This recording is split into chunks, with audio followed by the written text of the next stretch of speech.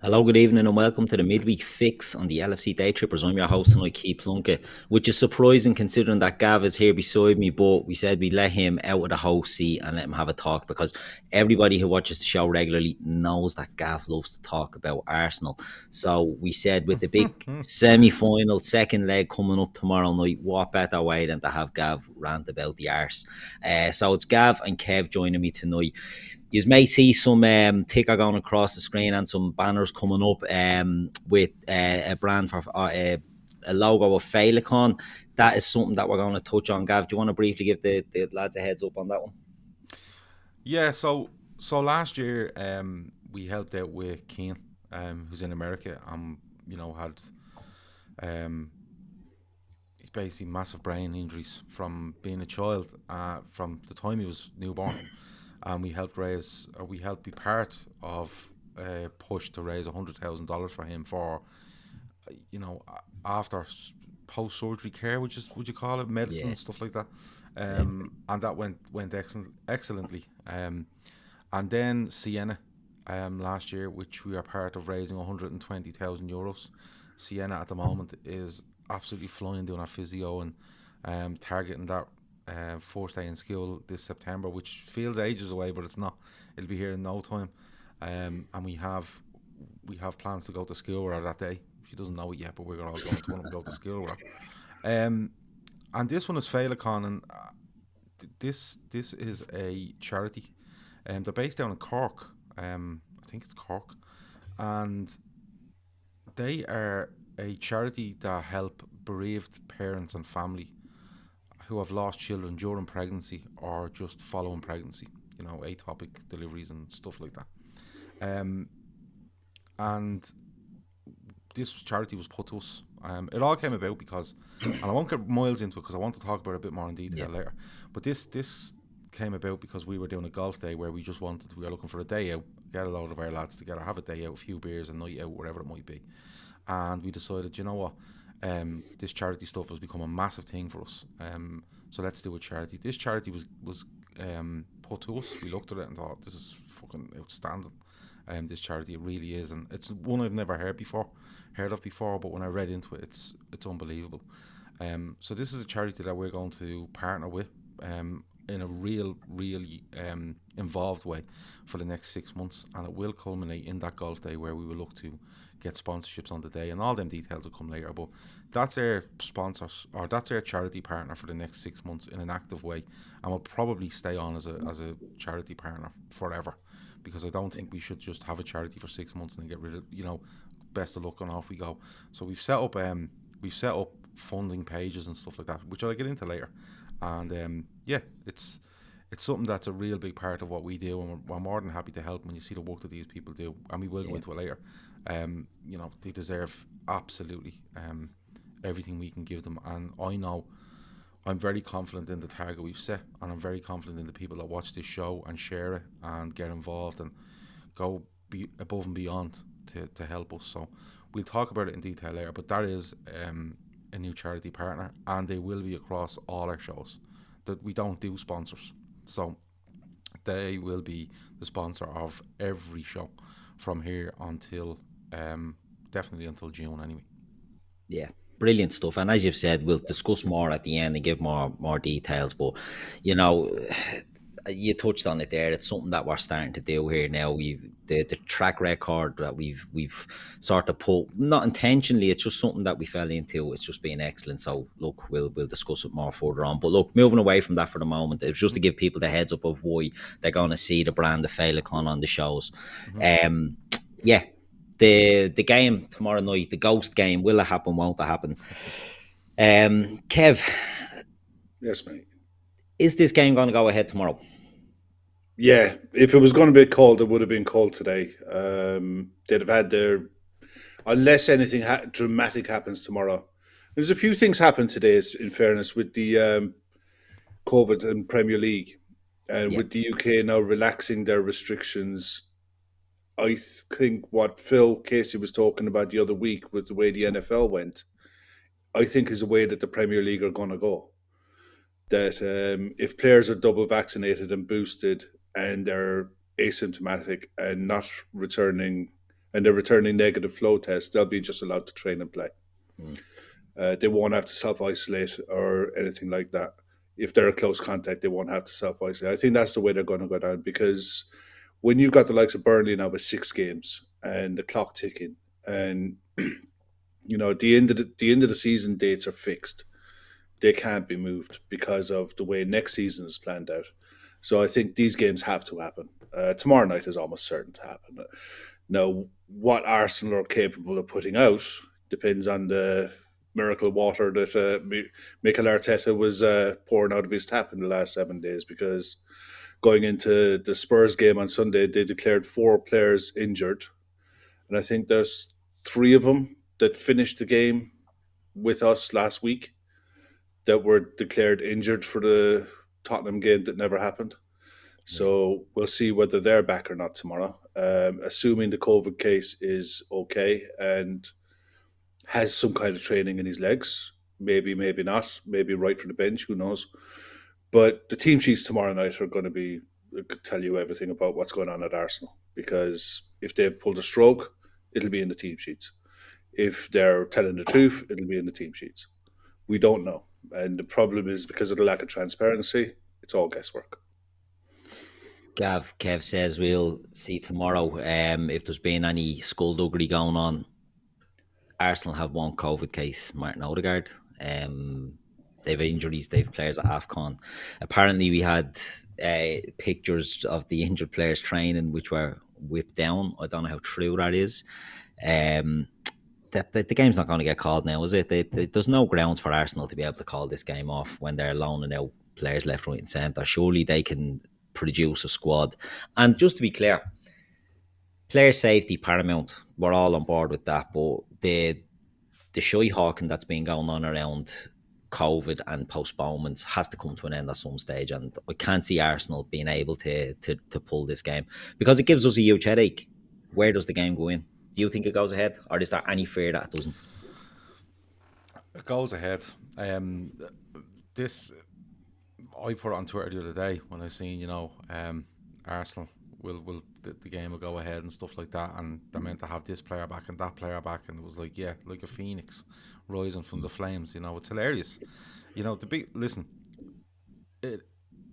Player safety and not only player safety, but the people in backroom staffs and working within stadiums, within the confines of the stadium. That's where the safety thing is. But let's go back to last week, right? The week before last, sorry.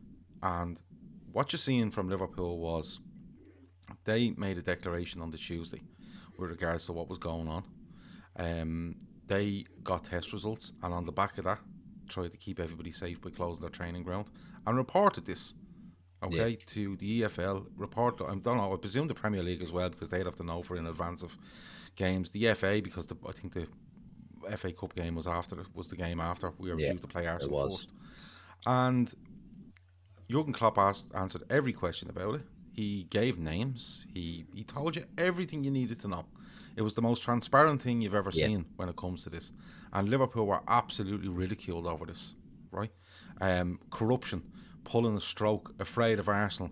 It's because they have players away at the African nations, all this sort of stuff, right? Which transparency doesn't help in this situation, clearly, okay? Yeah. We get through that game against Arsenal, and we then have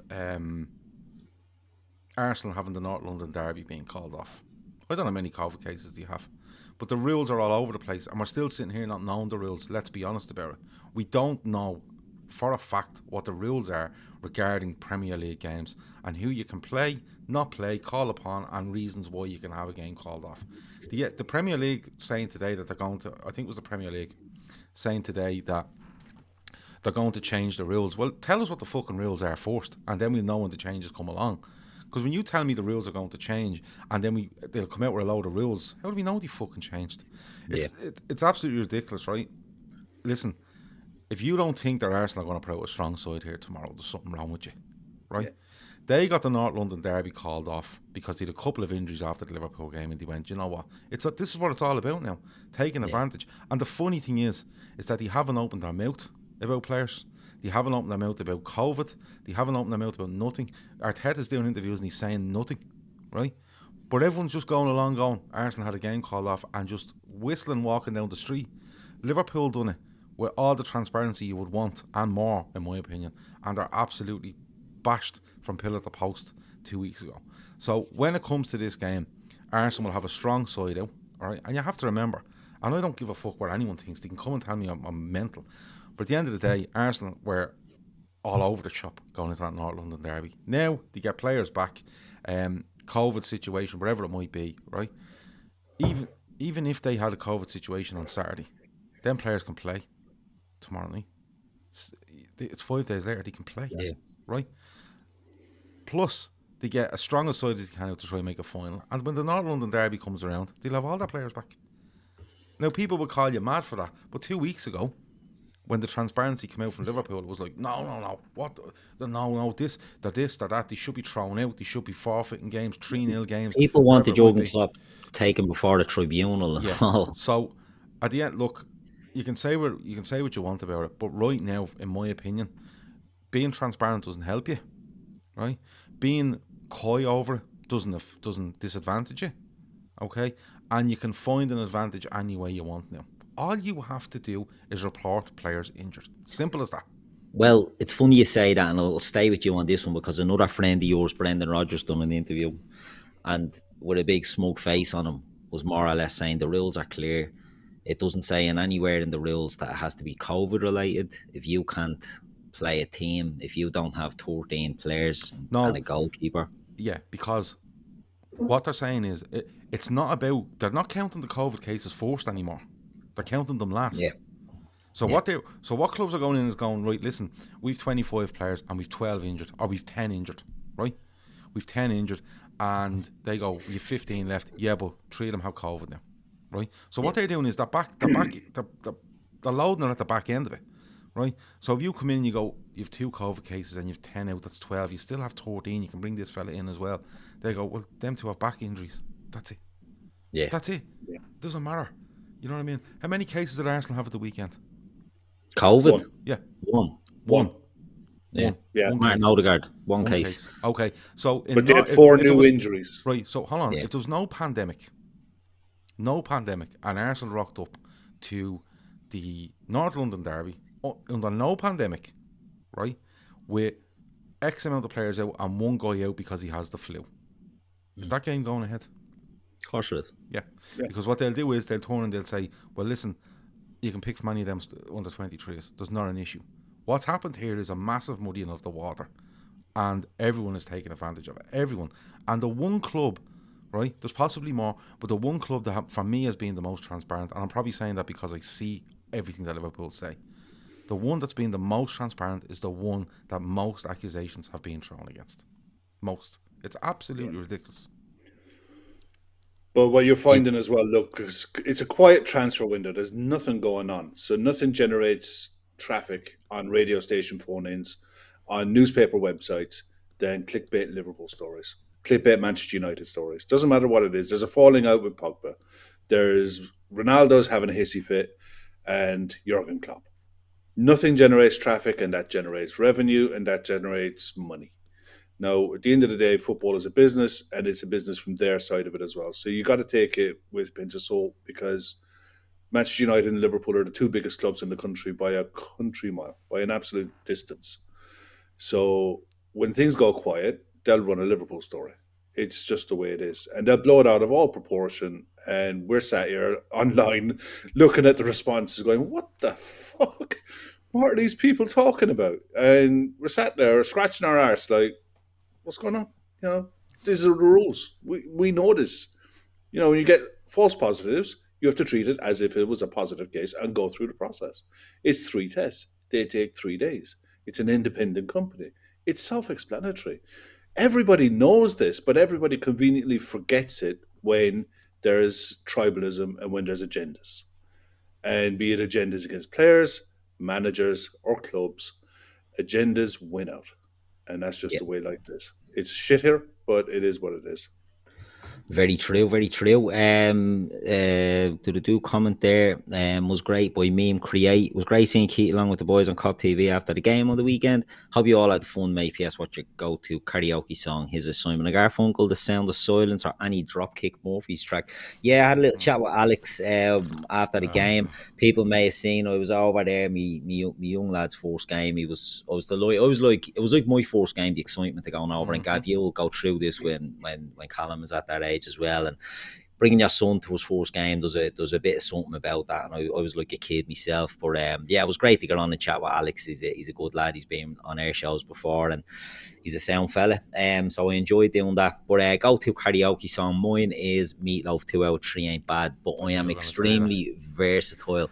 I can do sort of versatile. Extremely versatile. I can just go with the flow depending on the moods. Coming back from the match the other day, actually, I'll do a very quick story. We were walking home from the game, couldn't get a taxi, couldn't get a bus, any of that stuff. So we're walking down and we seen a pub, side of the road, I won't name it, went in, 5 o'clock or whatever, karaoke blasting with 80s tunes on it. It was like was this in the city centre? It was on the way to the city centre. It was was it near the Adelphi Hotel? No, it was. It was near. There's a bar along by down by the Adelphi Hotel, and it does be fucking bouncing from one end of the day to the next. All karaoke, absolutely brilliant. It was near the police, Merseyside Police headquarters. It wasn't far from there. It wasn't far from there. But anyway, went in. 80s tunes were banging. So I didn't do it. My son was a bit embarrassed. He didn't want me to go up and sing. But there was a fella was on and he was doing Oliver's Army by Elvis Costello. Yeah. Elvis, old Declan McManus. He doesn't want that song being sung anymore. Your man was brilliant on it, so I'm thinking I might squeeze that one into me next karaoke night. But yeah, I love a karaoke. I love a sing song. Gav, what you go to karaoke tune? Some might say by Oasis is definitely up there. Yeah. Little foot tapper. Get the show going. Yeah. I like Try a Little Tenderness by The Commitments. Oh, do you know? Yeah. That's a bit of a jump. Yeah, that's a bit of a leap. It is. It's from the famed second album, I'd say, when it comes to karaoke. And yeah, it's probably leave it at that. There's more. If you get me in the humour, like I'd stay up all night. I'll do a full set. Yeah, you know, set, yeah. Leave them wanting more. Yeah. So, but yeah, probably some might say by Oasis, or Don't Look Back in Anger is a good one as well. It gets people going. You have to get people going. You know, sort of way. You have to get them joining in. So if you can get that, you're absolutely flying. Kev, what about you? Do you have any karaoke numbers? What's your go-to? I know my limits, and I know what I can do, and I know what I can't do. When I'm in a pub, if I'm drinking, usually, like the last time I was out, there was a guy and he had the guitar, and he was at the back of the pub, and he was knocking out tunes and what have you. And there was a lot of late 80s metal and early 90s metal, like Guns N' Roses, Metallica, all that kind of stuff that he was knocking out. And when he started, everyone in the pub just started singing. I wouldn't sing on my own. I can't sing. I'm tone deaf. I haven't ever got to the stage where I've drank enough that I've got there, you know. But we do that all the time. You know, my missus is very good. My missus would be the same, similar to you, Meatloaf, Driving by the Dashboard Lights. She does a bit of Paradise, does she? But yeah, she have a look at you. Tell her there's going to be a social deal coming up soon. Very good. Black Velvet is probably her go. Yeah, Black Velvet is her go-to, I'd say. You know, you remember Tony? What was his name? Of Only Fools and Horses. Tony. Tony D'Angelo. Tony D'Angelo. Yeah. That'd be Keith. Raquel and Tony. The best one I ever seen though was I was at a wedding, one of my best mates. I was best manner, and he had a band. Now the band were fucking phenomenal. They were brilliant. They done everything from 60s right up to today. we're going back 5-6 years now, I think. And my wife had been on the hen deal, which, funny enough, was in Liverpool, right? And she said, Jesus, a girl was on that hen deal. She's a brilliant singer, you know. And I says, all right. So the band are playing anyway. Next of all, this girl gets up on the stage. It must have been pre-organised that they let her sing, you know. So she got up to sing Tony Angelino. Sorry, not D'Angelo, but Tony Angelino.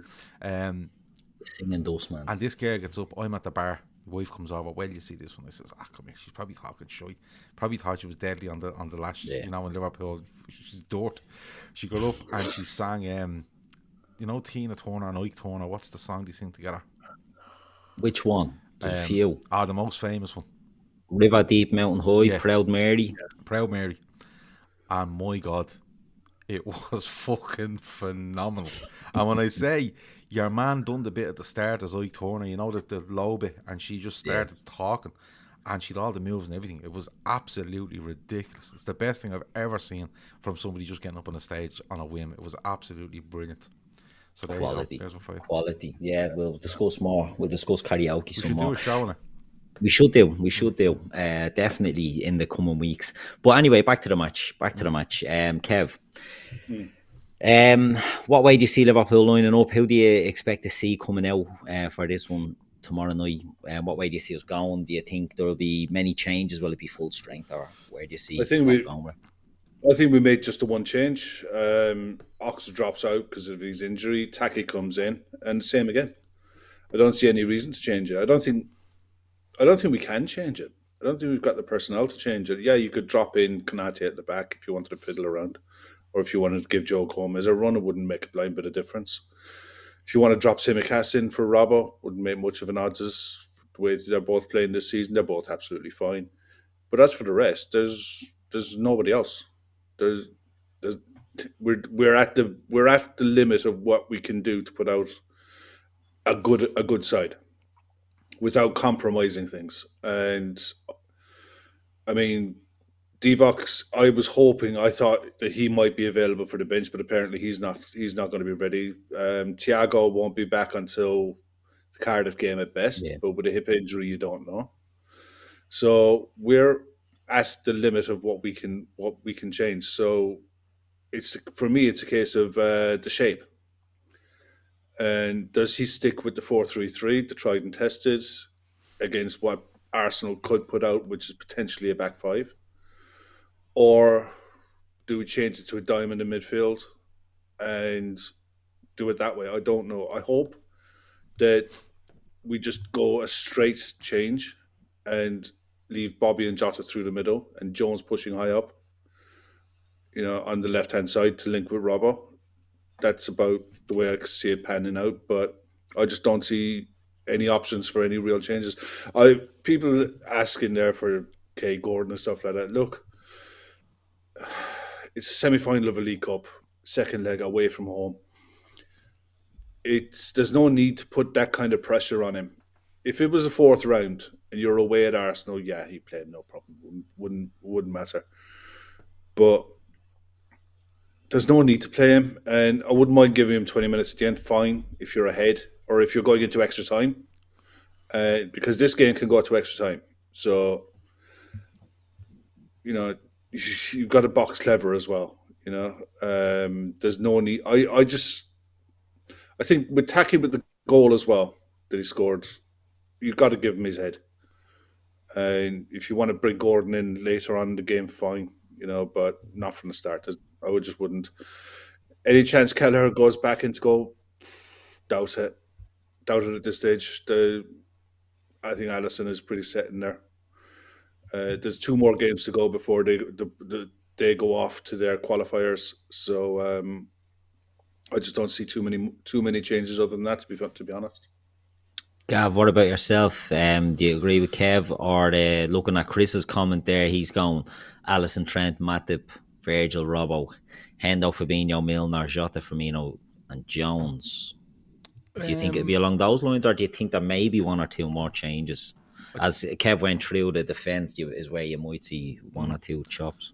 I think it's going to be a bit different to the way we looked at it last week, because if you remember, we had a game called off against Arsenal. We played Shrewsbury in the Cup, missing a lot of players in that. And I thought he'd go fairly strong in the Arsenal game, which he did because of he wanted to get minutes and legs going into the Brentford game. This is a bit different. Some have had Shrewsbury, some have had Arsenal and Brentford. Now, I know that was 4 days ago, but it doesn't matter. He still has Palace in 3 days, and he has players more up to speed than he had a week ago. So he may look to make a couple of changes in this one and protect a few for Palace, because I know it's a semi-final, I know that, but Sunday's bigger. It's just simply that, it's bigger. Yeah, I agree. You know, when you take the romance out of it, we're hanging on to a league title race, I suppose, or push. We're hanging on by the skin of our teeth, you know, and we need to just keep winning in the league, and that has to be the priority. And when you look, Spurs win very late tonight. They can go within 3 points of us if they win all the games in hand. You know, it is tight up there. Chelsea have faltered a little bit. Sunday's a huge chance to put a bit of daylight between us and Chelsea and let them scrap with people behind them. So, for me, I think Alisson stays in goal. I agree with Kev. I think Trent will play because Trent didn't look great against Arsenal. He looked good against Brentford, but I think Trent's one of those where he needs 2 or 3 to get going. That's just the way he is. I think he will do Kanate and Virgil van Dijk. I think he'll do Tsimikas at left back. You know, Robertson got a bit of a knock against Shrewsbury, if you remember. He does play against Arsenal, and he plays at the weekend. A little rest is no problem. And Tsimikas has been more than enough cover. He's absolutely fine. And again, you have to look at it in the context of I know it's a semi-final, but you need to look ahead. Midfield, I don't want to see Milner and Henderson in the same midfield. I'll put it on record. I don't want to see them in the same midfield again. Ever again, unless one of them is playing in the deepest role, where a Milner goes in and plays for Fabinho, and Henderson gets a partner beside him where that can control the game and Henderson can move forward. I don't want the 2 of them in the 8s anymore. I am break glass, emergency, and one of them has to play in the 6. Fine. Fabinho's all about rhythm. We know this, and you've seen him. I thought he was a bit ropey. He was okay against Shrewsbury, Arsenal, Brentford. It's improving all the time. So I'd leave Fabinho. Goals as well. Yeah, 3 goals as well, which is brilliant. I'd leave him there.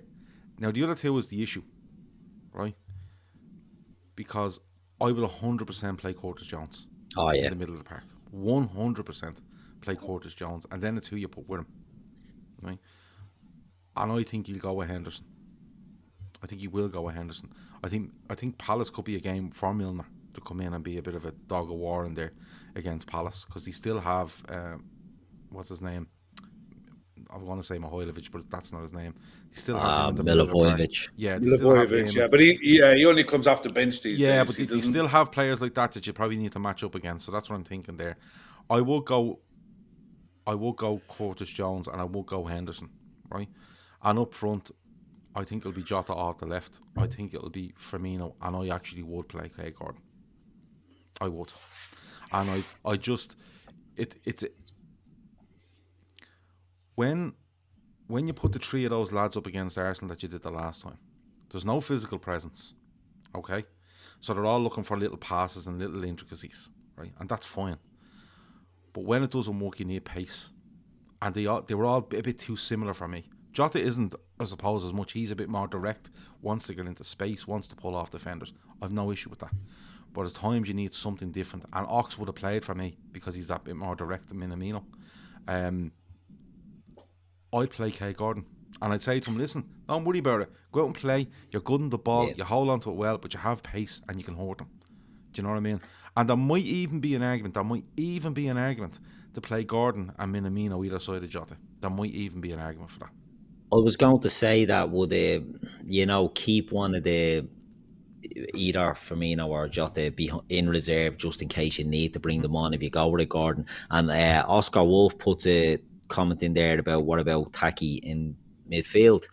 He's done okay there. Now, I don't know, like a midfield of Fabinho, Taki and let's say Curtis Jones, it should have more legs and more pressing ability than Milner and Hendo, but it'll be interesting to see what he does. I'd switch them over as well, by the way. I'd play Henderson on the left hand side and I'd let Jones be the man on the right, because that's the player that wants to get forward. And Henderson has just become somebody that nearly is doubting himself and starts chipping passes and hooking passes into the air and stuff like that. I'd nearly change around. I need to throw something at them, because I say again, Keith, they're not coming in tomorrow with a load of reserves. Any reserves they have, they've sent on fucking loan. So if they have enough players to play this game tomorrow, you're going to see as strong as Arsenal side as they can put out. What do you think they can do? Have you any idea what you're thinking on what Arsenal do? So we know Ramsdale will play in goal. Yeah, I've written down an Arsenal 11 here. I just said Ramsdale in goal, Tomiyasu, Gabriel, Holding and Tierney as back four, White and Lokonga as your two holding mids, Saka, Lacazette and Martinelli as your three attacking mids, and Nketiah up front. Okay, so out of all them, and I don't disagree with that, but out of all them, how many of them weren't available at the weekend? Tomiyasu and Tierney were injured. Saka was injured. Tomiyasu, Tierney, Saka, and one other. Oh God, who else? Was it Holding? Have you got Holding in there? Yeah, I have, but it might have been Holding or White. And then you had Cedric went off injured against us, and Xhaka is suspended. Right, okay. Yeah, they'll be interesting. I mean, on paper, they're not the strongest team, Arsenal, but you know the home thing. They'll feel like the bad boys are coming into town. Yeah, there's plenty of pace up front. That's where I'd worry about Milner and Henderson playing in there. Would be in the first leg they lost Xhaka, which routine at this stage. It's not his first rodeo getting a red card. Their midfield consisted of Lokonga, Saka and Martinelli. That's not midfield. And they gave us the runaround because they were quick and they were just able to get up and support the forward when they needed to, and they were able to just run through our stagnant midfield. I'd be worried about that. Who's the COVID case? Martin Odegaard. Was a COVID case for Spurs. He can play tomorrow. Yeah. He can play, but he probably hasn't trained. Today or tomorrow would be the first day that he could train. So he could probably have a training session in the morning. Depends. He might be on the bench. He could have had one today. Yeah. It'll be interesting to see what he does. If he's. I'd be amazed if you look at that Arsenal side tomorrow and you go, "Wow, there's fucking Jesus." They do have an awful lot missing because I can't see that. No, because Ramsdale is their goalkeeper. Tomiyasu is their right back, and we think they'll play, right? Yeah. Centre back, Gabriel and Holding. It's normally Gabriel and White. But could Partey be back because he's gone out of the AFCON? No, they only went out today, so there's physically no way he can be back in the country. So they're moving one player out of centre half to play in midfield, and they're putting a centre half in there and Holding, who's probably their first backup. In fairness, right? Left back Tierney. Yeah, Tierney. I don't think he played the other fella. First choice. Midfield, then you're going with Ben White and Lokonga, who has played quite a bit. Yeah, so missing Partey, but that's irrelevant as to what was going on at the weekend. And then Saka, Martinelli. And I think he'll put Lacazette in the 10. Right. So them three are usually part of a front four. Yeah. So Nketiah or whatever his name is the guy that's going to go up front. Right? Yeah. Or Odegaard comes back and they put Lacazette goes up front, which is what I'd suspect, yeah. So I don't think we'll see Nketiah. Basically what you're telling me is Arsenal are putting out more or less their strongest 11 that they could have at this stage, disregarding AFCON, because that's happening everyone. They're basically putting out their strongest side. Yeah. So there's how you can have one COVID case, and these are all available now on Thursday, when they weren't available to play on Sunday, right? The only thing I'd say, outside of that 11, I don't know what they've got left. Well, Smith Rowe is back, isn't he? Smith Rowe may be back. Odegaard may be available, but outside of that, they're down to. So if you pick a bench for them, Leno be on the bench. Yeah, Leno be on the bench. Smith Rowe could be on the bench. Chambers, Lecon, the guy. He was another one that was declared injured. Chambers. Yeah, the guy at left back who's not very good. Which one? They've a few of them. Tavares. Yeah, he'll be there. He'll be on the bench. Who else plays in midfield for them? Xhaka is obviously suspended. He's suspended. Yeah, the midfield is what's killing them because Yeah, they the don't midfield have is bodies decimated. there. So they've no options. You know, they loaned out Ainsley Maitland-Niles, who could have played midfield for them. They loaned him out. Yeah. They must have players. They had that young Charlie Patino played Yeah, he in was in centre mid Forest, in the wasn't he? cup. He played it for, yeah. Maybe he's available. And that'd be Yeah. the only sort of surprise I can see, because I agree. I think you're looking at Arsenal. I think Kev, you're being generous putting Ben White in midfield. I think they're going to play back three. I think it's the same personnel, but I think it's going to be a three at the More, back, yeah. two full-backs. They'll have Lakonga, and I think Odegaard will play in there with them. I think then you'll have Lacazette up front, and you'll have Saka and I think Martinelli. Martinelli. I think they'll start off with a 4-2-3-1. But I think if they get a goal ahead, they'll go back into a 5 because they'll want to win it in 90. Because whatever they have on the bench, they will not want to do extra time. And from what I've read, away goals count, but only in extra time. So if it's 1-1 at the end of 120 minutes, the away goal counts. It doesn't go to penalties. I thought they got rid of it. No. That's going forward after this season, but apparently this is the last season of it. For fuck's sake. Whether I might be wrong, but from what I've read, that's the story. I always thought away goals in the League Cup only counted when it went into extra time in the second leg, which was ridiculous. You know what I mean? Yeah, I think it is as well. Look, personally, I think it should be penalties after 90 minutes and job done. But I think that should be across the board anyway. Yeah, but I'm not too sure. It could be a case of extra time tomorrow, but away goals still don't count. You know, the sort of I don't know, because. Like, let's be honest, we don't really pay attention to the League Cup beyond the fourth round most years. You know, it's none of our saying business. that, I think we've been in more League Cup finals than any other club. Yeah, but not in the last decade. Not in the last 10 few years, but 10 years. But in general, 2012, wasn't it? Yeah, it's been a competition. Oh no, we lost against City in 2016. Oh yeah, Jurgen's fourth season. Yeah. But it's a competition that's normally good to us. You know, and it has been over the years. But I do. I like it for different reasons. I like it because you get to see the kids who you saw in pre-season. You get to see them in September and October and see how the couple of months of back at Melwood or back at the Access Centre has helped them since you've seen them in the pre-season friendlies, and you hope that they kick on again, kind of thing.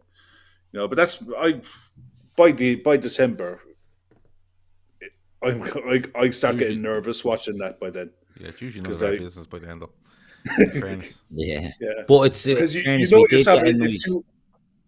It's the two extra games in January. That's the big kicker. That's the big kick in the knackers for me. It's like just when you've got the third round of the FA Cup, you've got over the Christmas and the New Year's fixtures list, and there's two more games to play, and any hope you had of a mid-season or a winter break gone out the window because you're flogging players like horses. It's just, I mean, they talk about player welfare with COVID, but it's an absolute nonsense. It's going to get very interesting. It really is. It's going to get very interesting. Now. 2 seconds, I got to get a can. Yeah, no. When you change these rules, right? When you change these rules, and you put a stop to what's going on or whatever loophole is there, or teams just going for injuries first and backing it up with COVID, right? Yeah. It's going to be very interesting come, I suppose, the end of January, when the league, the first two rounds of the cup are out of the way, and you're getting a clearer picture as to what Premier League teams aren't left in it and who's free. You're going to get a case of, I think you're going to get a case of clubs going, we're not playing that day. I'm not playing Sunday, Tuesday, fucking Friday, Monday, to suit you because you call games off. Like, Burnley would well be in their rights to fucking say that. Do you know what I mean? And like we were talking about this game being off, and if this game is off, the only other midweek we had available before the League Cup final was the midweek before the League Cup final. So if Liverpool win this and stay in the FA Cup, I don't know where they're playing the Leeds game. I genuinely don't. You could actually see Liverpool playing, and you have Champions League as well. You could actually see Liverpool playing, say, a Saturday Tuesday. Thursdays. They could play fucking. They could put them in if they're playing on a Sunday. They could throw them in on a Friday. It'll be all over the place, and you will get clubs going. Listen, for the safety of our players, you can't be asking them to play fucking 6 games in 14 days or something, whatever it might be, because you're meant to have 48 hours between fixtures, games. You know what I mean? And I'm sure that lengthens out a bit more if it's between 3 fixtures as opposed to 2. So it's going to be very interesting when it comes around to rearranging these games. Not only because there's not many weekends left or midweeks left, but the fact that trying to match up the teams, right, to see if they're available. And once you've Liverpool, Chelsea, United, City involved, they won't have a fucking week left unless they go to the FA Cup. And who's in the Europa? Leicester, are they still in the Europa, or did they get knocked out of that? Spurs are gone. Spurs are gone. I think Leicester in the conference. West Ham are still in there. Yeah. So I don't know what way they're for rescheduled games, but it's going to become a nightmare. Like, you know, how do you get them in? We're lucky in the sense that we only have one to get in there. You know, some teams do have more, but then they don't have the European commitments that we have. So that's where I think a postponement could be tricky.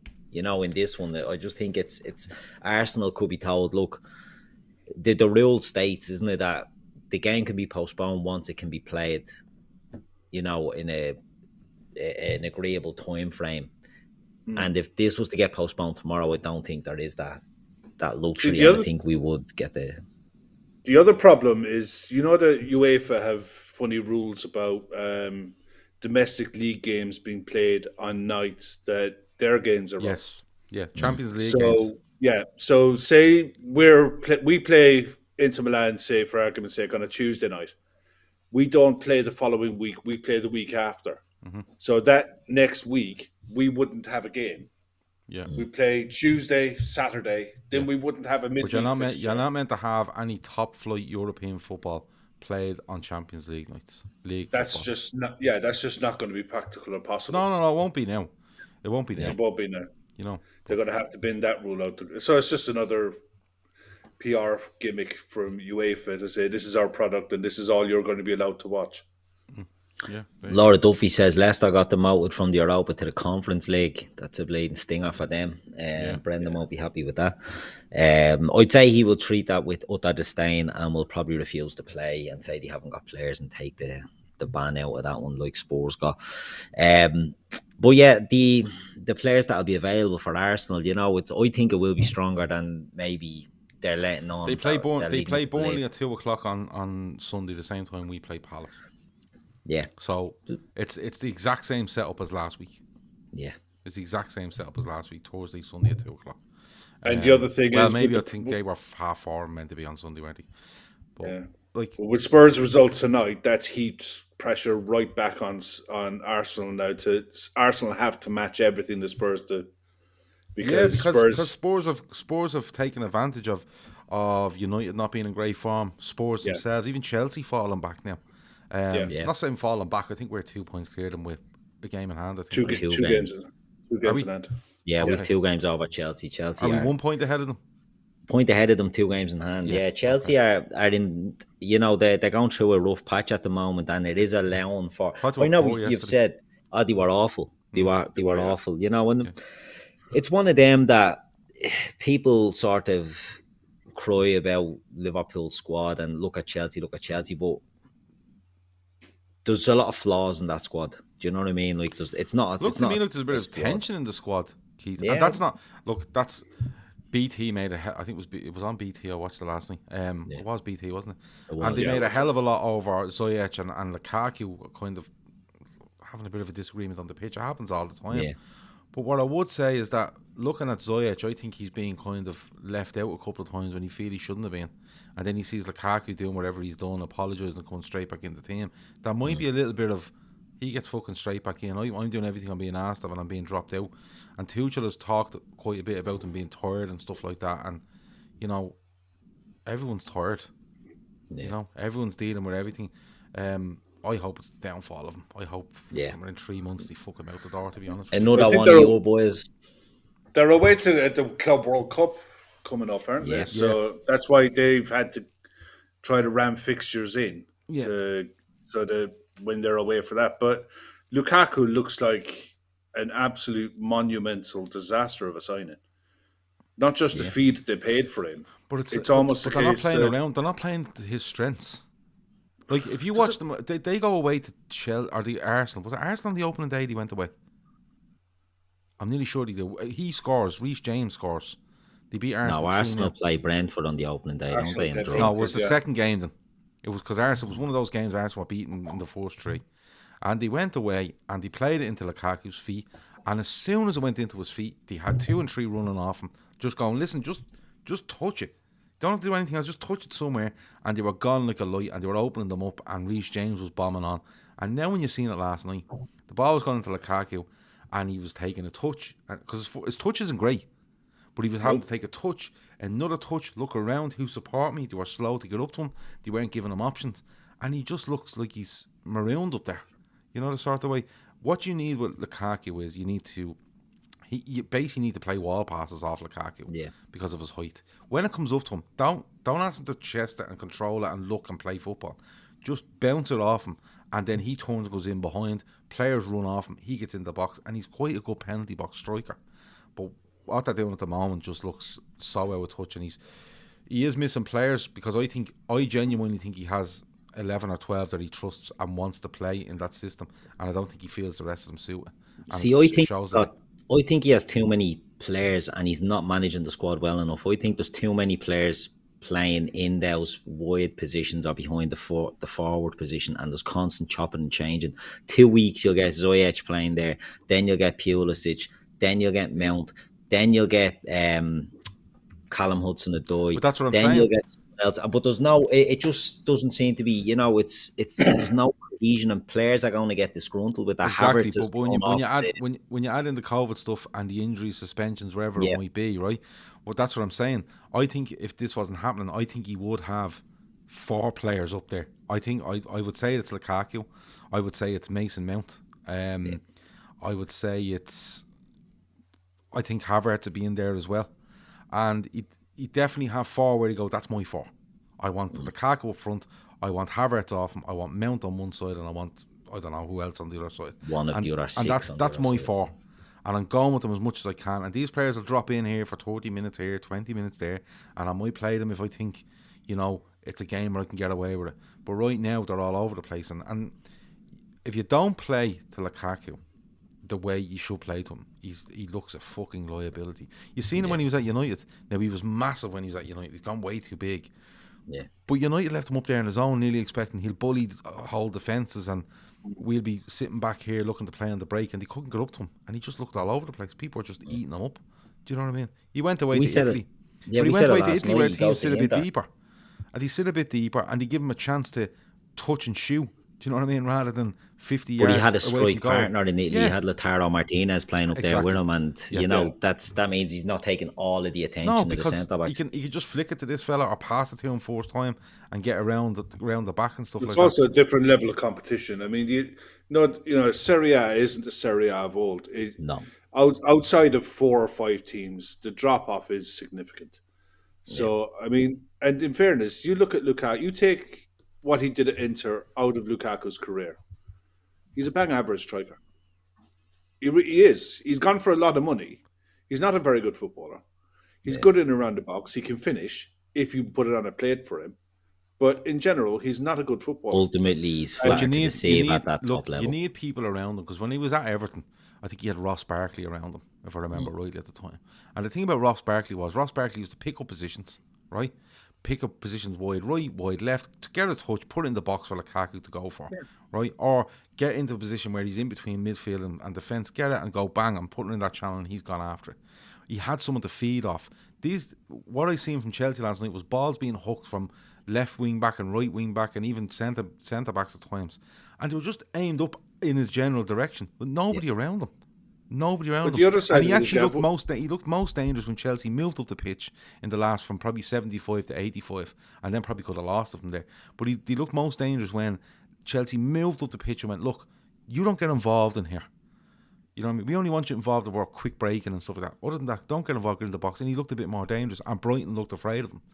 But I'd be quite happy playing Lukaku on the halfway line when they're hitting 40, 50-yard balls, because as big as he is, he's not good at holding the ball up. Firmino will do it better for you. Yeah. You know, and people might wonder why we're spending a lot of time talking about Chelsea, but look, they're sort of in around us. They're in the final. We're hoping to get into that final. So, before we give a bit more on the Féileacáin stuff, Gav, how do you see the match going tomorrow night? I think it'd be a good game. I think we're shaping up to be a good game. Kind of a cagey one last week before Xhaka was just ridiculous, and then Arsenal decided, right, double down on this, and we're not interested. And Liverpool just hadn't got the wherewithal to go and beat them. And I suppose you seen it did really look like players that missed some football and were coming back and getting up to the pace of it. I expect it to be quite intense. I wouldn't be afraid of their crowd because they only have fucking 2 songs. So don't worry about that. They just shout Arsenal continuously for fucking 90 minutes. Awful fucking crowd. Yeah. But what I'd like to see Liverpool do is, I'd nearly like to see Liverpool go out there and go, you know what? Yeah, come on, let's be cagey then. Because Arsenal fans will just go fucking mad over that. They'll just like, well, attack. We're the best in the world. Well, you're not. But if you want to believe that, you will. And Arsenal's best performances for me this season have been when teams have pushed onto them and left themselves a bit exposed. I don't want to see us do that. I want to see us come out and make it one of those games where both sets of defenders are standing on their 18-yard line, and we play it in that gap and then see where we can get. And that 3-1 Liverpool. Yeah. David Lennon has terrible Rumbelows Cup second leg semi-final belly on him. He's gone for a 2-0 Arsenal win. We don't like that sort of carry on around Wait, here. Andy finds out. He's Andy's mate. Yeah, Andy won't like that. Yeah. Andy won't have that at all. Yeah, he won't be having it. Kev, what about yourself? How do you see the game going tomorrow? I'm like Gav. I hope we draw them out, and I hope we encourage them into trying to play a football match. And it'll give us space. We need space to be able to move. And if we can get space, we'll do okay. I think we win 2-0, but I think it'll be tight. It'll be cagey. Arsenal, we don't concede many against Arsenal. It's a very rare occasion that I think we've had 4 clean sheets in our last 4 against them or something like that. We have a decent record at the Emirates as well. I mean, it flashes up because we had the odd loss there, but in general, we have a decent record there. We have a good side. We're playing okay. We're not setting the world alight, but I think we're not giving up chances, which is the most important thing. In most games that we've played, we haven't given up chances. Even when it was 11v11 against Arsenal, they didn't really have much of an opportunity to get at our back line at all. So yeah, 2-0, but I think the second will come late. I think, just thinking about it there, the big thing for us going back to the first game was our midfield was just awful. Non-existent. And I don't want to see us sit back where Arsenal pen us in and lashing balls in the box and anything could happen. I want to see us hold the line, but I don't want to see us be miles up the pitch where they can look for like Saka, Martinelli, Nketiah if he plays Lacazette. Lacazette doesn't really run in behind you, but I don't want to. I want to see us be brave but not stupid, because that's playing into their hands, right? But what I would say is, I think Curtis Jones, if he plays in midfield, could be huge here, because what Arsenal don't like is players picking up balls and running with direct running. I'm not talking about running sideways with it or running at the angles. I mean just skipping by a player and running hard at you, because they look all over the shop when you do that to them. They really do. They look all over the shop. And I know we don't have Salah and Mane with the pace and just how clinical Salah has been. But if you can get Curtis Jones, I think he's huge. If you can get him running, and making space, Firmino will do something for you. There's no doubt about it. Jota just loves pulling off defenders when he can. And, whether it's Kay or Minamino, it'll suit them, because they're all intelligent footballers. And if you have a bit of open space, you don't need massive pace, you need intelligence. The right movement just frees up something for a guy to be in on goal before you know it. And I think Curtis Jones will be absolutely massive in this game tomorrow if he plays. Yeah, I think Trent will be key. I think it's key how Trent performs, because I was at the game there on Sunday, and You know, Trent was decent, but all the Burnley chances were coming from Trent giving the ball away at the back, you know, and Brentford, sorry, and he was giving up, you know, sloppy in that right back position, and we can't give sloppy passes at the back because there's one thing that Arsenal, whoever they put in this team tomorrow, they will be pacey out in the wide positions, and I think if Trent is on it, I think we'll win comfortably. I think we'll win. That's where the bravery comes from in midfield, Keith. Trent can't be hitting Hollywood balls every time he gets it in around the back of defenders and Salah running on and stuff like that. That's where the likes of Henderson, Jones, Fabinho, even Jota, Firmino, the front three, wherever it might be, are coming and going. Give us it. You don't have to hit Hollywood balls. Give us the ball and we'll play out here, and we don't have to go as long as you think. So you'll have to wait and see. But what score are you going for? I'm going to go 3-1 as well, because I do think they can possibly get it. I think, with the way I see the game going tomorrow, I think the Arsenal crowd will be up for it. I can see what you are laughing at now. Go on. Yeah. I think the Arsenal crowd will be up for it from the start. I think Arsenal will feel aggrieved, like after we, you know, disrespected them by closing down our training ground and having COVID cases. And I think that'll peter out, because I think Klopp is going, not take it personally, but I think Klopp is going to want to beat Arsenal. He's going to want to get us into this final. And I think when we have to do it, I generally think we do. Do you know what I mean? So I think Arsenal will get a goal, but I think 3-1 to Liverpool. That's how I think it's going to be. Fair enough. Super chat in there, we didn't read out. From Meme Create again. The EPL doesn't allow for passengers, not even as number 9, hence why Ronaldo and Lukaku are struggling. And I think it's a decent point, because the both of them came back into the league this year, and not that the game has changed. Like Lukaku was not that long out of England. A lot of people sort of maybe could see what was going to happen with him, but you know, you need more hard working centre forwards, number 9s, than what Ronaldo was doing for United. And there's that argument is always there. Oh, Ronaldo's got 14 goals. You can't blame him on United's demise. But the reality is the team is being impacted. Bruno Fernandes looks like a bleeding Aldi version of a footballer at the moment, because he's they're not playing to what he should do either, Keith. Listen, I'm not saying the Ronaldo signing from United looked a great signing. If they were going to play as I thought they were going to play, right? Now, they signed him because Man City were rumoured to be getting him. It was just a case of, I'm having it, you can't have that, I want it, right?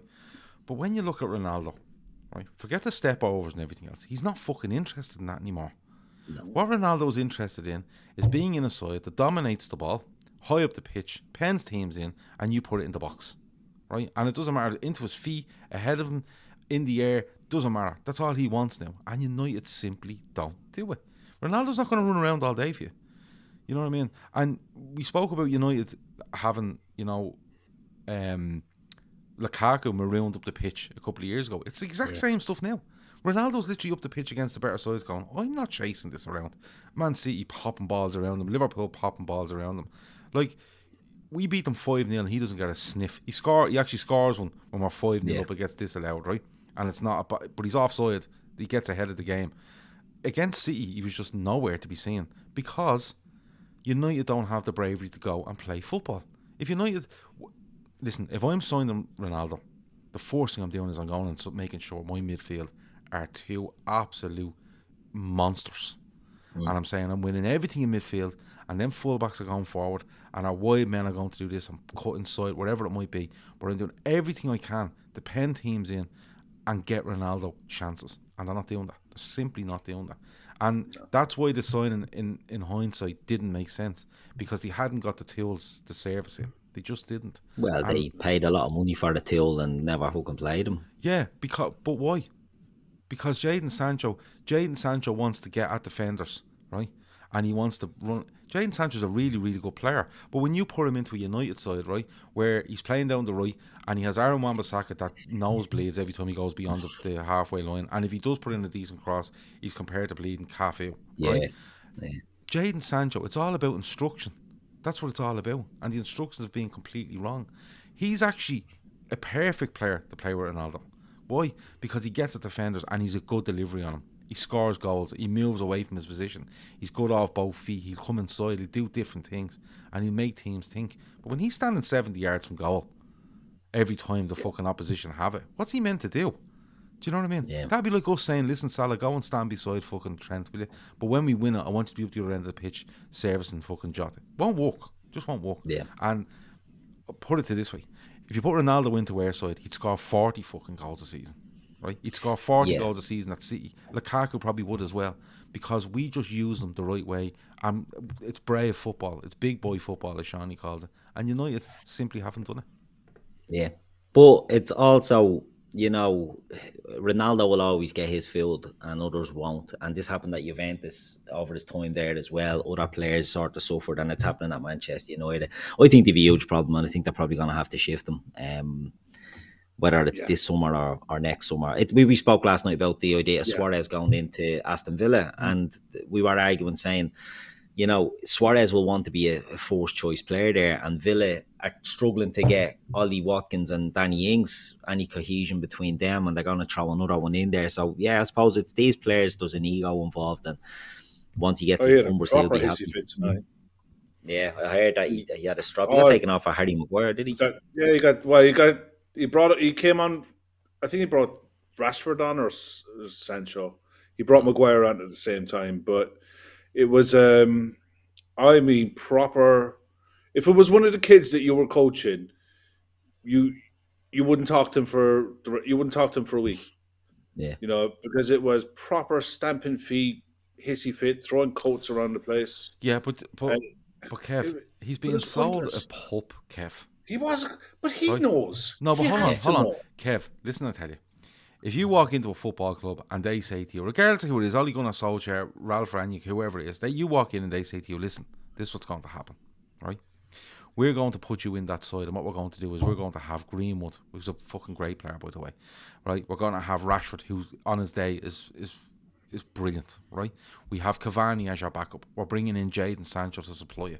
Okay, this is what we have. We're going to put these in midfield. We're bringing in Varane at the back. We're going to do this. You go, yeah, that's great. And then he shows up, right? And all these players are 40 yards away from him when they don't have the ball. And you can see him in games looking, going, what is going on here? He has clearly realised, right, that from all early doors, this is a fucking joke.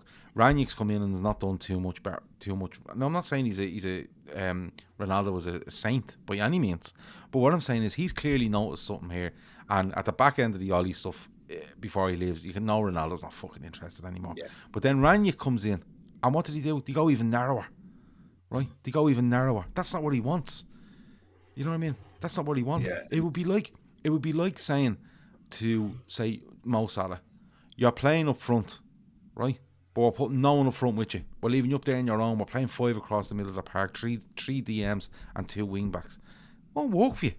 It's no matter how good you are, no matter how fucking good you are, you can be Leo Messi up there on your own. But if you're up there on your own and the other lads are 40 yards away and you're trying to get close to you when you get the ball, it's never going to happen. He's in no way an angel, but he was sold a pup because I'd say he was told we're getting this player, that player, and we want to do this style and you're key to it. And he's turned up and he's gone, they're just doing exactly what they done last season by just playing the percentage all the time and hoping for the best, because that's what they're doing.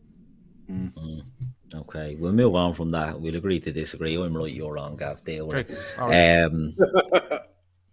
Yeah, Barry definitely makes a good point there. In all seriousness, it's like Salah with Egypt in the AFCON. Like, he was playing centrally and he was so far away from the supporting players that he couldn't do it. It's a valid point. Yeah, you can't impact the game from there. Yeah, it's a valid point, you know what I mean? But look, enough about them. Thanks for the super chat. Meme create, whatever. Well, you'll give it a go. You know, it's all I can do. Yeah. So the game, and anyway, we all think it's going to be a win for Liverpool. Kev's going 2-0. Myself and yourself, Gav, are going for 3-1. Hopefully we're right. You know, hopefully Liverpool can secure a cup final, because I like the League Cup. I think, you know, we've seen teams win it in February and then down tools, but this Liverpool team won't do that because there's still, you know, big things to chase. And I think Man City have proved over the years that you can get that title wrapped up in February, that you can push on and you can get a nice little drive for the end of the season. So yeah, it'll be interesting if we can get that in the bag. It will be, you know, a nice little bonus. So yeah, I think 3-1 win, Reds go through. So that's enough about the football. Everyone stick with us. We're going to have a little chat now, Gav, about the what's coming up with regards to our new partner, Féileacáin. Yeah, so I spoke a bit earlier about it. Féileacáin, as you can see on screen, and you will see if you're listening back or on the audio, you will see stuff in the show description. So basically what's happening is we've made these our charity partner. We've contacted them. They're absolutely delighted for us to try to help out, okay? So Féileacáin are a support service for parents and family who have lost children throughout pregnancy or just after pregnancy, shortly after pregnancy, okay? They are a non-for-profit organisation. They do phone support, they do group support. There's loads of stuff on their website, and when you read through as to what they try to do, of the the base that they're trying to do it off, it's extraordinary work that they do, to be perfectly honest with you. So we got in contact with them. This all came from a golf day, as I said, that we organised just to try to get out, because COVID is killing us. We just have to get together and go on the lash, right? But we said we'd have a golf day because a few of the, not loads, but a few of the lads with the podcast play golf, as you may have heard, rumours going around. So then we said, look, let's do charity. Let's do something with a charity. And these were brought forward. And the minute we seen them, we were like, yeah, 100%. You know, it's different to what we've done before, by fundraising money to help sick kids and stuff like that, or recovering children. This is for people that have lost kids, as I said, throughout pregnancy or shortly after. So what we've done is we've set this up. So we're going to actually give this a bash for 6 months solid, right? We have in the show description, you will see the details of Féileacáin. You will see their website listed, so you can go and see exactly what they do. You can also see a link to an I Donate page, very similar to a GoFundMe. It's called I Donate. You can go in there. It's titled under their name for Féileacáin, and it tells you a bit about them. It tells you what we're trying to do, how much we're trying to raise, and why we're trying to raise it. Okay, so the link, as I said, for their website is in the show description, and the link to donate.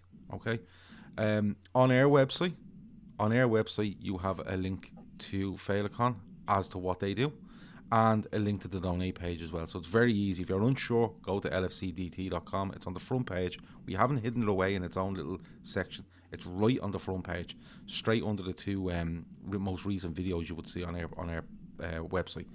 Go in there, hit the donate button and donate. Okay. We're going to push this on nearly every show now for the next 6 months as hard as we possibly can. We've set a target of €10,000. Okay, I think that's very doable, judging by what we've done in the past and what our listeners are willing to do to help, share, donate. I think 10,000 is very, very easily doable. If we go beyond that, absolutely brilliant. But what's come up, we want you to donate, we want you to share, we want you to let people know about this charity. You're going to hear an awful lot about us, and as I said from the outset on all this, I make no apologies for talking about this charity on every show, none. If you don't want to listen about them, don't listen, but I make no apologies talking about a charity like this, right? Because it's an outstanding charity, in my opinion. What we want you to do, share it. Take the link for the donate and share it across wherever you can find. Donate yourself, as little or as much as you can. Share it wherever you can, okay? Share the donate link. Share the information about this charity as well, because people like information. If you give them to them, that's absolutely fine. With regards to the golf, I'm going to put something up on the screen here. I'm going to read through it for people that might listen on an audio, right? So this is what's happening with the golf, okay? So I'll just set that up there. So it's ourselves and a company called Williams International, who are a property company in Dubai. A good friend of ours is part owner of that, and they've decided to help us fund the day. So with regards to this funding the day, it will be looking after players on the day with a few bits and pieces for them, you know, drinks, a bit of food, wherever it might be. So I want to thank them first of all, right? It's in aid of Féileacáin. It's in Ashbourne Golf Club on Friday the 10th of June, 2022. So it says we're excited to launch our inaugural golf day in 2022, and we've chosen a fantastic charity partner. Féileacáin is a not-for-profit organisation that provides support to anyone affected by the death of a baby during or after pregnancy. Okay, 32 players will play on the day, of which all the spots are filled. €50 each per player who will pay. That will cover their food, their lunch, and some prize funds to pay out on the teams finishing first and second. Sponsorship on the day will play a big part in the final amount we can present to our chosen charity. So any help in this regard is massively appreciated. Here's what we have to offer. So there's 18 holes in golf. The usual thing on a sponsored thing like this is to sponsor the tee box on each 18. We have made these available at €100. If somebody wants to pay 150, 200, 300, 1,000, 2,000, whatever, they can for a tee box. So there's 18 of those available. Long drive sponsorship on 2 holes at €150. But again, you can pay whatever you like. €30 of which will go towards a prize for the winner of those 2 competitions. And the same at nearest the pin. 2 available, €150 or whatever you want to pay above that, and €30 going towards a prize for the winner. Prizes can also be donated for a raffle that will be ran on the day, and all proceeds going to Féileacáin. So if you want to donate a voucher, if you want to donate a bottle of whiskey, if you want to donate anything at all that you think would be useful for us on the day, you can absolutely let us know. We can, if it's a voucher, you can email us, we can print it out. If it's something physical, you can send it to us. If you're near us in Dublin or wherever, we can collect it off you, we can organise that. So that's the golf day. That's how people can help out. And you know, it's one of those things. People are saying, what about super chats? Don't do it through super chats, because the YouTube take 30%. Okay, we don't want super chats. Keep them. I'll turn them off if I have to. I would rather you give me £5, right? And instead of us getting 350 of it, I'd rather the £5 go directly to this charity. Yeah. So as I said, in every show from now on, whether you watch live, watch it back, listen back, you click on the show description, it will give you the website for Féileacáin, it will give you the link to the donate page, and our target is 10 grand. With the golf day, we're hoping to raise about 3,000 of that on the golf day. So we're looking for about 7 from now to June. I know we can do this, I know we can do it. You know, people just click on the link, how much do you want to give, bang, there you go. But please, please, please share it to all your family, all your friends, and share both. There's the website to have a look about them, and there is the information with regards to donation. And we will do this.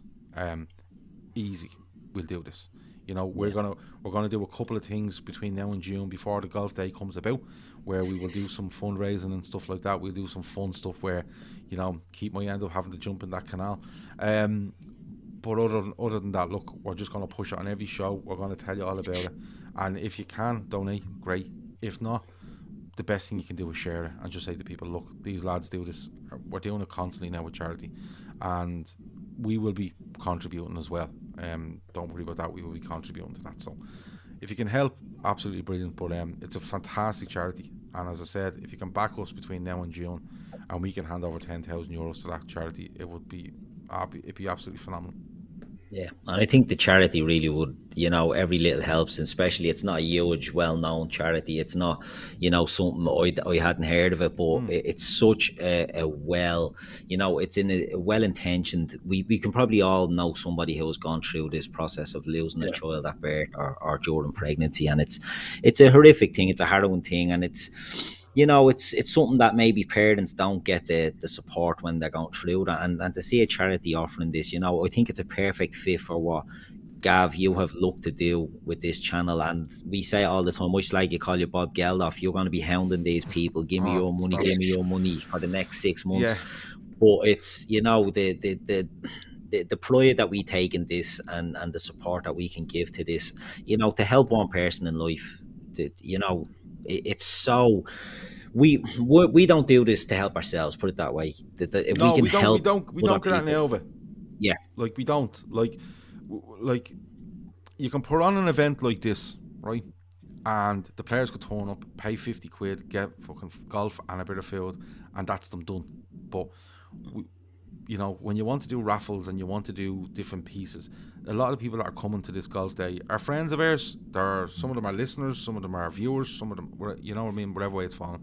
Some of them run other podcasts and are mates, and we don't get an out of it. But what we've committed to, along with Williams International, is to say, right, the players that turn up on that day, and trust me, all them players are going to hammer people between now and June. And in return, we're going to look after them on the day, which is absolutely fair. You know, they'll turn up, they'll get looked after with regards to different bits and pieces before, during, and after the golf and that evening. And in return, they're going to go looking for sponsors. They're going to go for donations. They're going to go looking for spot prizes. They're going to probably donate themselves. We could end up with an auction on the night if things go right. It's the first ever event we've done like this as a golf day, and we'd love to build it over the years, and next year be even bigger with a different charity or the same charity, wherever it might be. So we're committed to looking after the players and everyone that's helping on the day. You know, I know my wife is taking the day off to come and help. Now she's not getting nothing. You know what I mean? She'll get her few drinks. She's not getting all the goodies. Sit in the lounge, she can sit in the lounge she'll and sit get in a the lounge glass of stout with the sent bank in card. But no, like the likes of I know Gar that doesn't play golf is going to go. I know Shawnee's definitely going to go. Keith, you'll go. We'll see if we can get Kev, Chris if they want to come over or wherever it might be. And they're all going to give a dig out at the golf course on the day. They're going to give a dig out later on that night. And you know, it's only right you look after people when they're doing that for you, because they're putting an awful lot of work in. And it's, look, we're going to make a contribution to making the day as successful as it can, but on top of that, we're going to make contribution to Féileacáin off our own bat, you know, besides all that. So it's an exciting, it's a day to look forward to, but it's going to be 6 months of hard work, and we're determined. I'd love to get to that day where we're 10 grand in. And we go, right, lads, everything, and that's the cream. Bonus. Yeah. Golf is the cream. Yeah, that'd be the goal. That's the reward for what we're going to try to do. Yeah, and I guarantee you, every single person in the chat knows someone who could have benefited from contact with a charity like Féileacáin. Yeah, I guarantee you, it's one of those things that people don't talk about, and they forget about, and they put it on the back burner, and they move on with their lives, and it never goes away. I can say that from personal experience. It never goes away. It's always there, and when things come around with a certain date in the year, it comes back to you. Yeah. And people like the charity of Féileacáin are the ones who are there on the end of a phone, and they have trained personnel that are trained people who help people get through this. So anything that can be done for them is absolutely fantastic in my eyes. It's a great charity. Keith, can I just read out a few bits for you, just to give people an idea, right? So I'm just going to try to get something up here. I'm just trying to see if I can find it.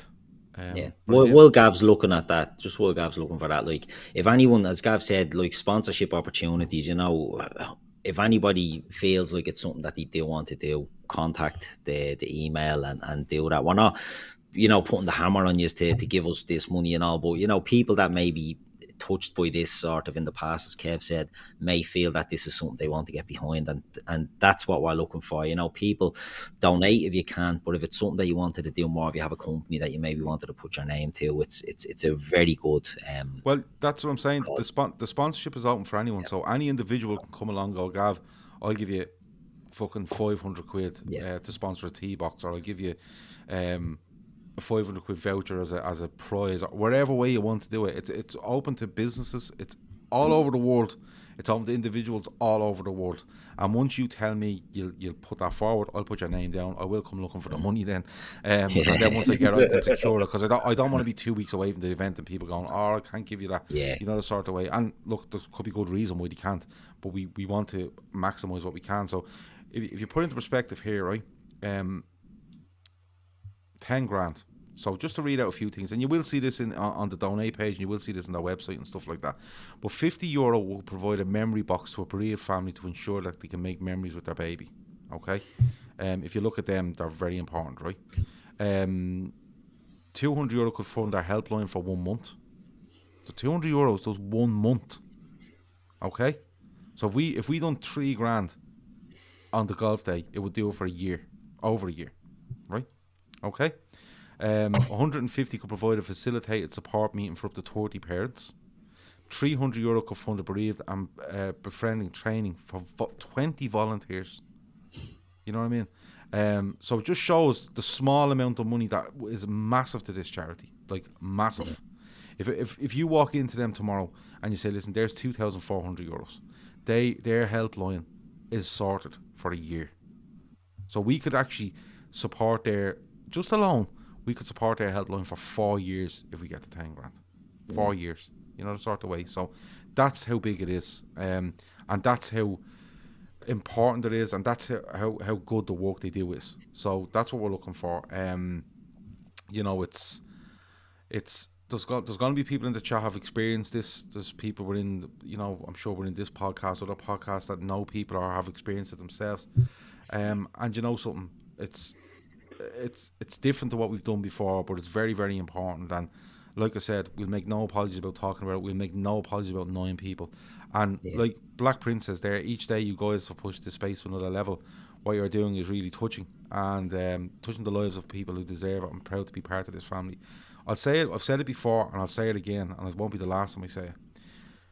Views, likes, subscriptions, super chats, money, sponsors mean fucking nothing. Alright? Now, in this, what we're in now means nothing. They're great.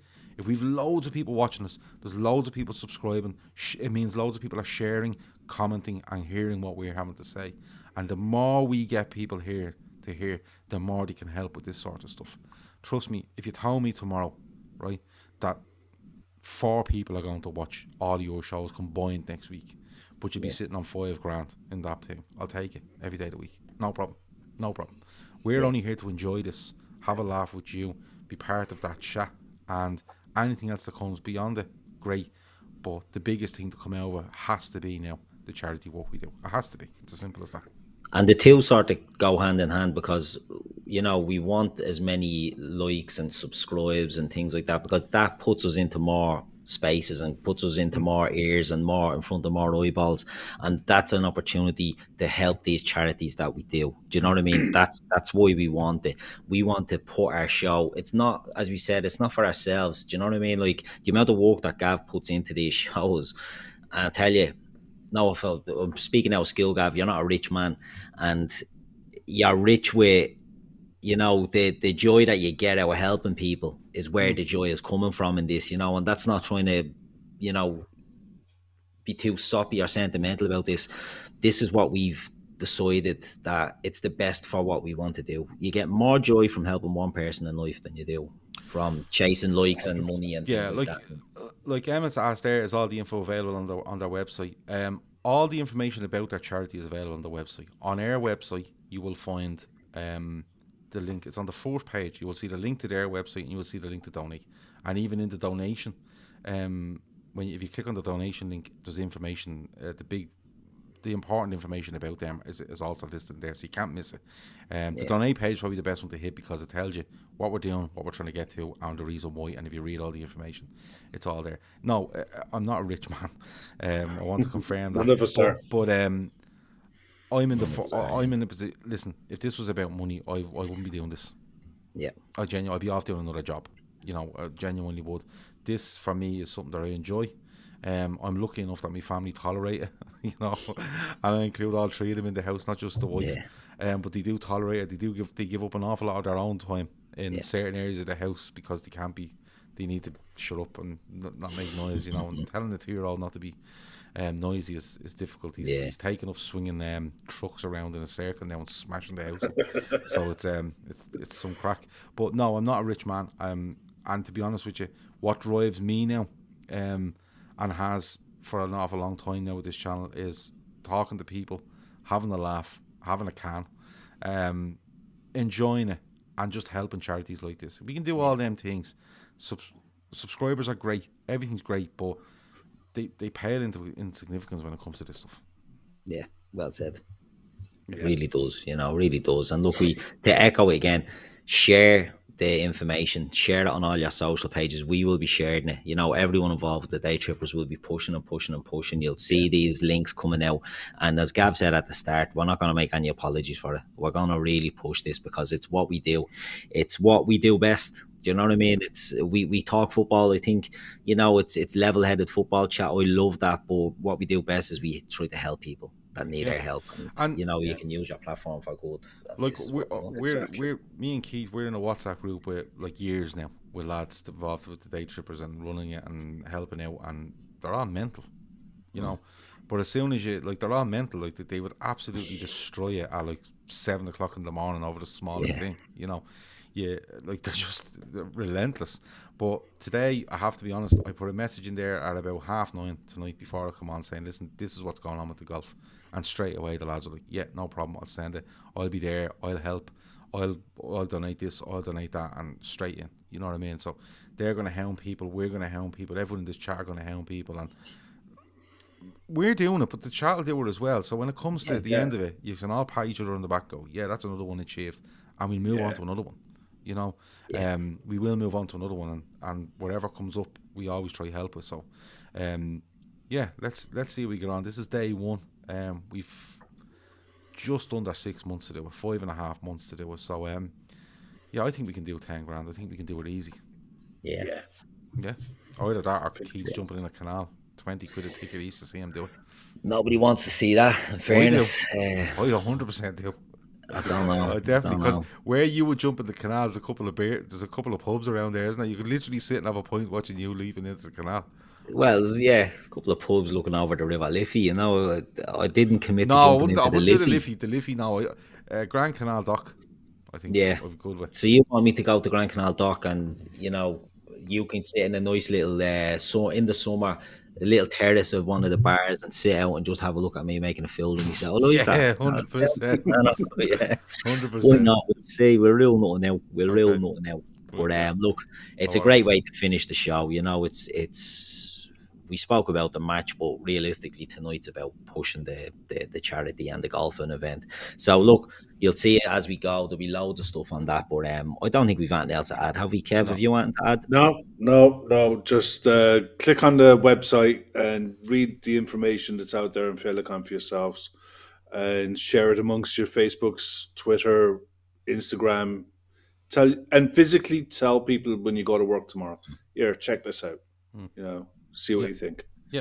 Tell your boss. Or do you know what? Tell your boss. Do you know what? If you're in a workplace and there's 10 of you working there, and you say, you know what, we'll all throw a tenner in each and we'll send it on, and we'll sponsor a tea box, or we'll sponsor this, or we'll put it together and we'll say we'll get a one for all voucher and we'll get it onto them, wherever it might be. It doesn't have to be click on the donate link and give the money. You can contact us with prizes for the raffle, because the more prizes go into that raffle, we'll probably leave it till that night when there's more people in the room rather than just the golfers. When there's more, there could be partners, husbands, wives, whatever it might be, and friends and stuff like that are there, and we do a raffle, and like I said, it's another way of raising money for them. So wherever way you think you can help out, absolutely do your best to help out and share, like Kev said. Yeah, just before we finish, Red Steve says, Jesus, Keith in a wet t-shirt. Keith in Speedos. That's all you need to know. Forget about your wet t-shirt. Keith in Speedos will be enough. Do you know that green mankini that you've seen on people? Not a green mankini. The Borat special. Yeah, and a pair of like Copa Mundials or something. A pair of nice boots on you. Yeah. Well, that's what I'd come out of the Liffey in. I wouldn't have gone in that, but I'd come out in it. But look, it is what it is. But look, we'll finish it up there. We'll wrap it up there. Thanks for listening to us tonight and joining in. And the chat, as always, rocking, as we always expect, no less. We'll be back. Gav, you'll be back tomorrow, 2:00, I'm sure, for the daily roundup. Yeah. And is there a post-game show then tomorrow? There is. Me and Kev are on tomorrow. Yeah, we will. Yeah. Good stuff. So we've plenty more shows coming up, and again, you'll hear more about the charity throughout those shows as well. So look, we'll call it a night there, folks. This has been the Midweek Fix, and we'll see us all again soon.